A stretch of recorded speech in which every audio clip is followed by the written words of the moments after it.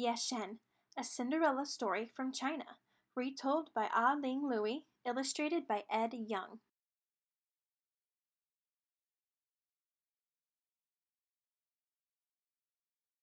In the dim past, even before the Qin and Han dynasties, there lived a cave chief of southern China by the name of Wu. As was the custom in those days, Chief Wu had taken 2 wives. Each wife in her turn had presented Wu with a baby daughter. But one of the wives sickened and died, and not too many days after that, Chief Wu took to his bed and died too. Yeh-Shen, the little orphan, grew to girlhood in her stepmother's home. She was a bright child, and lovely too, with skin as smooth as ivory and dark pools for eyes. Her stepmother was jealous of all this beauty and goodness, for her own daughter was not pretty at all. So, in her displeasure, she gave poor Yeh-Shen the heaviest and most unpleasant chores. The only friend that Yeh-Shen had to her name was a fish she had caught and raised. It was a beautiful fish with golden eyes, and every day it would come out of the water and rest its head on the bank of the pond, waiting for Yeh-Shen to feed it. Stepmother gave Yeh-Shen little enough.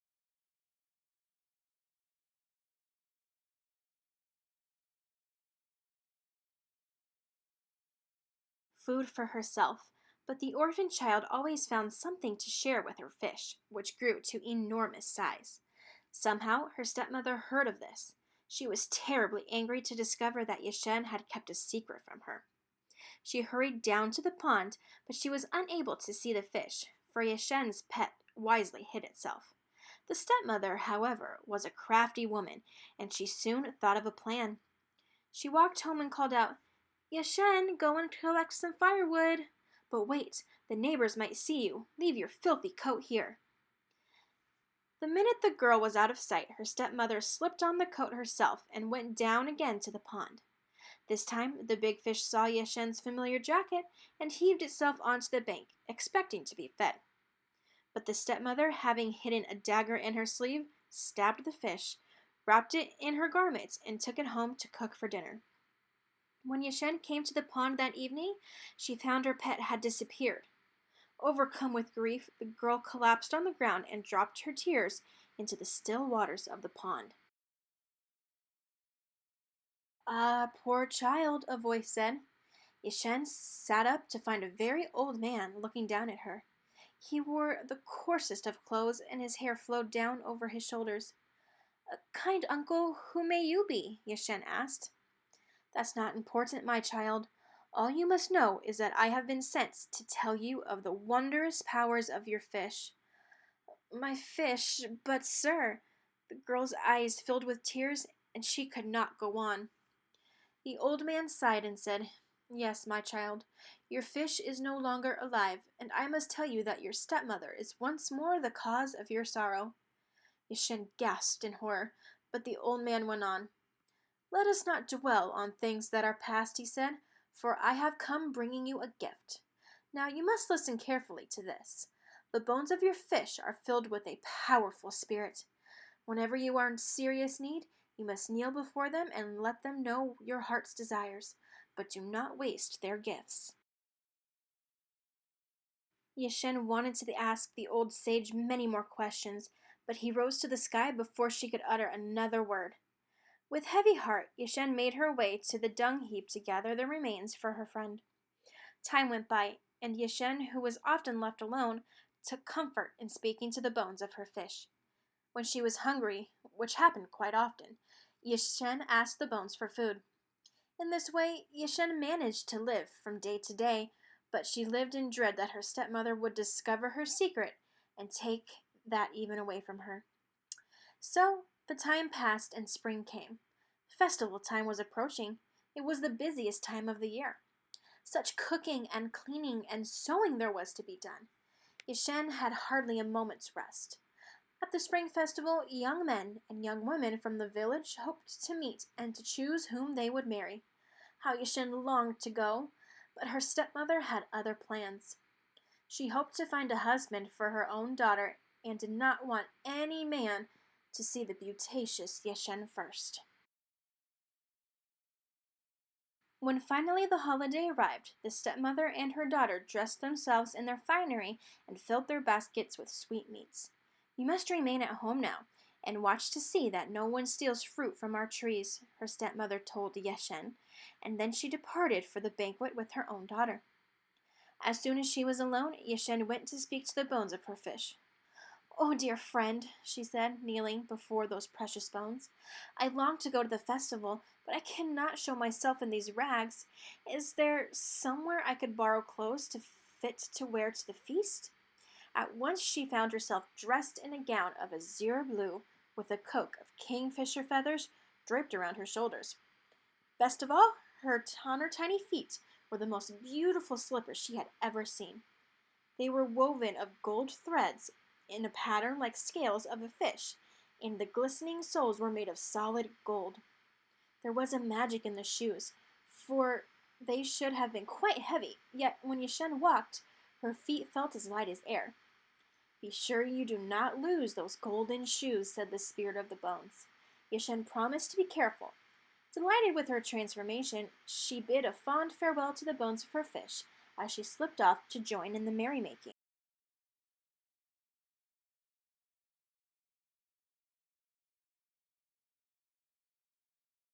That day, Yeh-Shen turned many a head as she appeared at the feast. All around her people whispered, "Look at that beautiful girl! Who can she be?"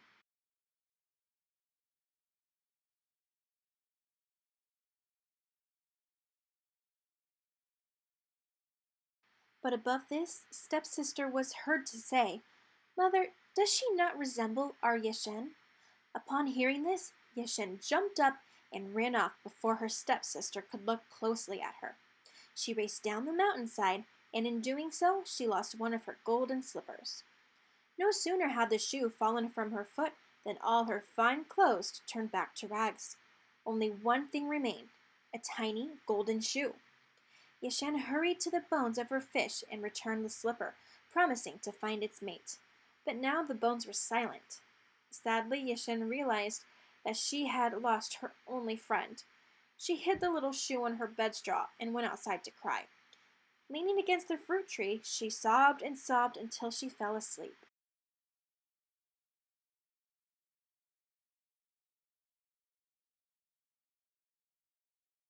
The stepmother left the gathering to check on Yeh-Shen, but when she returned home, she found the girl sound asleep, with her arms wrapped around a fruit tree. So, thinking no more of her, the stepmother rejoined the party. Meantime, a villager had found the shoe. Recognizing its worth, he sold it to a merchant, who presented it in turn to the king of the island kingdom of Tohan. The king was more than happy to accept the slipper as a gift. He was entranced by the tiny thing, which was shaped of the most precious of metals, yet which made no sound when touched to stone. The more he marveled at its beauty, the more determined he became to find the woman to who the shoe belonged.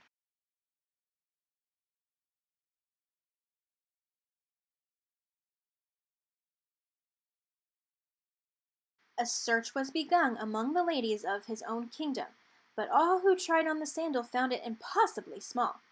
Undaunted, the king ordered the search widened to include the cave woman from the countryside where the slipper had been found. Since he realized it would take many years for every woman to come to his island to test her foot in the slipper, the king thought of a way to get the right woman to come forward. He ordered the sandal placed in a pavilion by the side of the road near where it had been found, and his herald announced that the shoe was to be returned to its original owner. Then, from a nearby hiding place, the king and his men settled down to watch and wait for a woman with tiny feet to come and claim her slipper.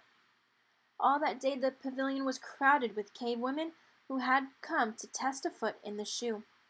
Yeh-Shen's stepmother and stepsister were among them, but not Yeh-Shen. They had told her to stay home.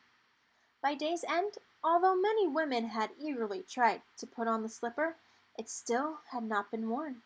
Wearily, the king continued his vigil into the night.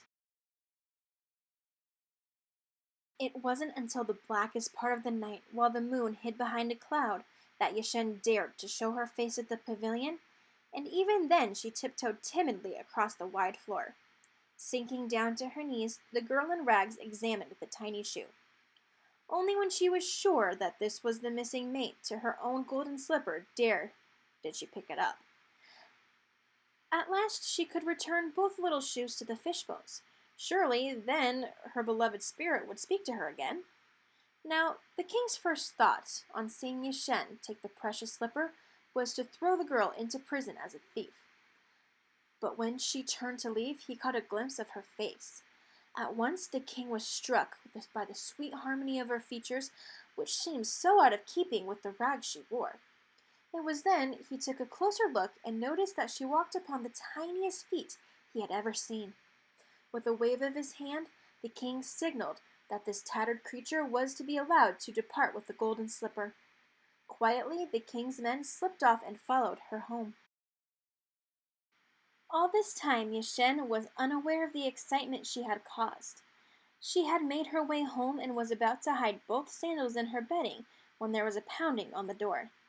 Yeh-Shen went to see who it was and found a king at her doorstep. She was frightened at first, but the king spoke to her in a kind voice and asked her to try the golden slippers on her feet.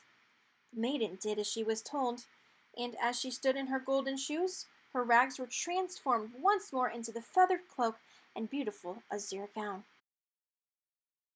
Her loveliness made her seem a heavenly being, and the king suddenly knew in his heart that he had found his true love. Not long after this, Yeh-Shen was married to the king, but fate was not so gentle with her stepmother and stepsister. Since they had been unkind to his beloved, the king would not permit Yeh-Shen to bring them to his palace. They remained in their cave home where one day, it is said, they were crushed to death in a shower of flying stones.